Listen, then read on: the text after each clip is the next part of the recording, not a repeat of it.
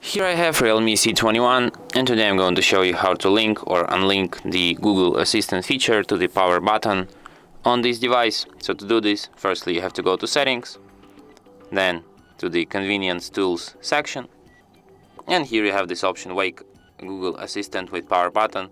Press and hold power button for 0.5 seconds to wake Google Assistant. And after I enable this feature, like I hold down power key, and Google Assistant enables.